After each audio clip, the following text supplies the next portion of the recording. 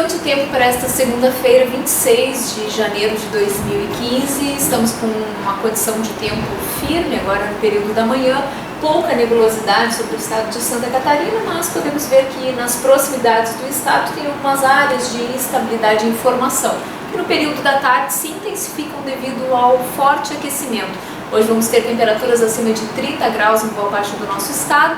No litoral sul a temperatura deve chegar aos 36 graus à sombra, a parte norte do estado deve ter temperaturas próximas aos 35 graus. Aqui na capital, a máxima de hoje deve ficar próxima a 34 graus. Entre a tarde e noite vão se formar então algumas nuvens de chuva que vão provocar pancadas de chuva com trovoadas, associadas a algumas rajadas de ventos mais fortes em alguns pontos do nosso estado. Característica típica de verão. A previsão é de ventos do quadrante nordeste a noroeste com intensidade fraca a moderada e com rajadas mais fortes associadas às trovoadas no período da tarde e início da noite. Previsão de que a gente tem uma semana, o início dela com uma característica mais de verão, com sol, algumas nuvens e com essa condição das pancadas de chuva e temperaturas mais altas com sensação de ar abafado.